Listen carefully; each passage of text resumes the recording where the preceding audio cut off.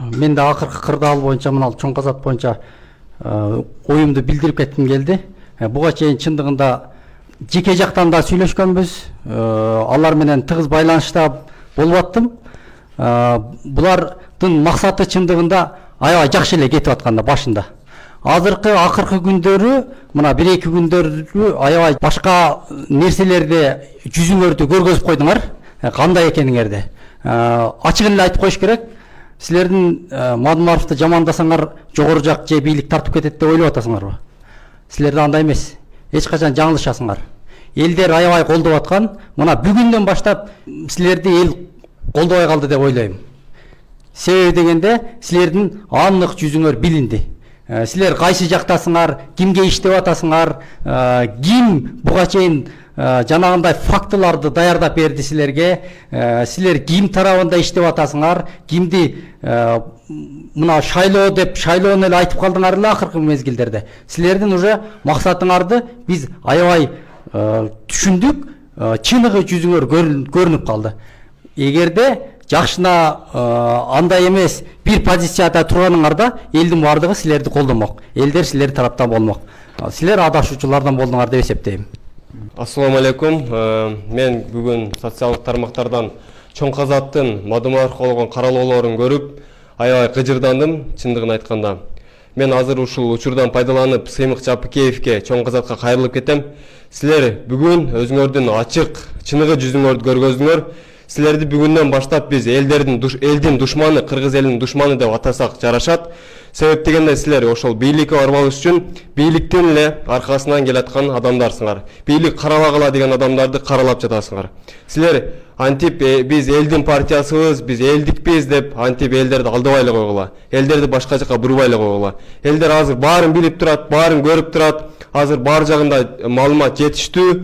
Ошондуктан элдер эч качан силерге алданбайт. Силер өзүңөрдүн рекламаңарды, пиарыңарды Мадумаровсыз эле кыла бергиле. Силер Мадумаровду эгер YouTube каналыңарга кошсоңор эле, ал просмотр көп болот. Ошондуктан силер Мадумаровду каралап, бийликтин жугундусун ичип келатасыңар. Андайыңар токтоткула. Салам алейкум, урматтуу кыргыз элим. Мынау Сыймык Жапыкеев деген бала аябай туура эмес жүзүн көрсөтүп койду да. Мен мына ушундай чоң казат деп, чоң казаттын атын булгабай эле койгулачы силер. Мындай болсоңор силер уже элдин ишеничинен кеттиңер. Көпчүлүк элдер силерди карапайым эл силерди мындай жакын тартып келет эле, чыныгы жүзүңөрдү нак эле көрсөтүп койдуңар силер. Мына ачыгын айтыш керек, ачыгын айтыш керек.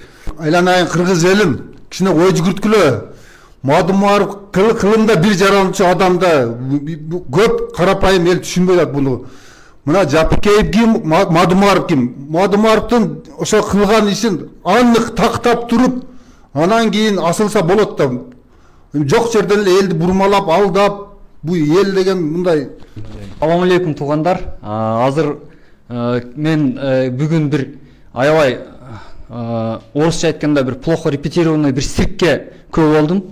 Сыймык Жапыкеев өзүнүн кезектеги бир циркин көрсөттү. Болгондо дагы калың бүтүндөй кыргыздын карапайым калың калкы жаткан, артында калк жаткан, калк колдоп аткан Мадумаров жөнүндө өзүнүн бир ташка тийбеген өзүнүн бир күнөө баягындай жалалары менен бир сүйлөдү да.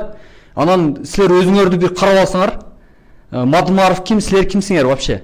Силер башында чоң казат деген атты өзү, чоң казат деген бул улуу ат. Бул менен адамдар Манастын тушунда бул жоону чапкан чоң казат.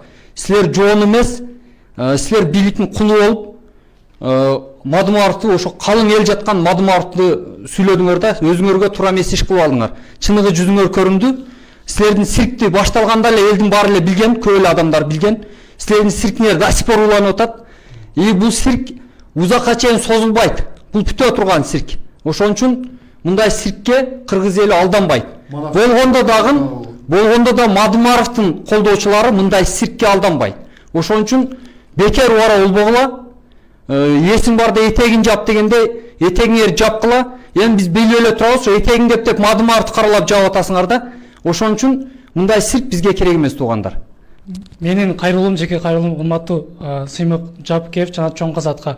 Биз бүгүнкү күндө социалдык тармактардан чыккан Сыймык Жапкеевдин Мадымаровго болгон кайрылуусу жана элге болгон элдин оюн башка жака бурмалоо оюн ачык жүзүн көрүп, биз ар кандай региондордон чогулдук. Мен өзүм Лейлек районунан болом, жана студентмин. Урматтуу Сыймык Жапкеев, эгерде чынында сиз алып чыккан фактылар далил болсо, булга чейин прокуратурада иштепсиз, прокурор болуп иштепсиз.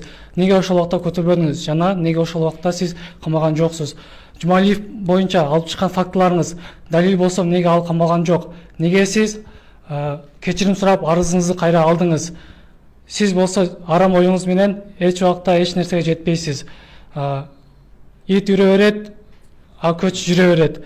Эл эч убакта арам ойлорго ишенбейт жана алданбайт. Сыймык Жапкеев жана Чоң Казат кыймылынын бүгүнкү акыркы билдирүүлөрүнө биз дагы кайдыгер карабай, Бүтүн Кыргызстан партиясынын жаштары жана колдоочулары биз да чогулдук. Сиздер мына каралап келатсыздар, бул каралоо канча жылдан бери уланат да? Суу кечпеген каралоо. Мына 10 жылдан бери бийликте турат, бийлик андай фактысы болсо камабайбы, текшербейби? Мына бүгүнкү Сыймык Жапкеевдин жүзү, анык жүзү билинди да, кимдердин сөзүн сүйлөп, кимдерди колдоп атканы. Ошон үчүн кайрылат элем. Сиздер башка эле өзүңүздөрдүн багытыңыздарды таап кетсеңиздер.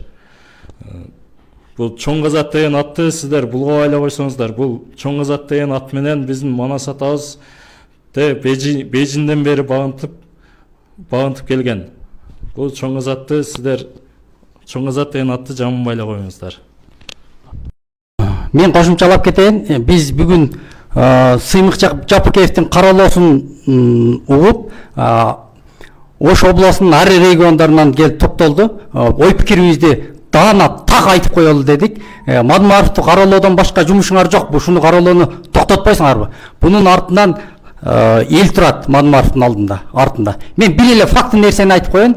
Эгер сиз чет өлкөгө чыксаңыз, Сыймык Жапкеев, 5 адам сизге чай бере турган болсо, Мадымаровдун үнүн, жүзүн же колунан учурашайын деп 5000 адам келет. Бул бир эле факт. Сиздер ал даражага жеткиче өтө көп бар. Оңдоп төрөлүшүңүздөр бар. Эгер Адамхан Мадымаровго келсек, бул мындай инсан бир кылымда же эки кылымда Кыргызстанга бир келчү инсан. Азыр элдин үмүтү бир гана Ардакан Кимсанбаев болуп турат. Сиздер кароолоону токтотуңуздар.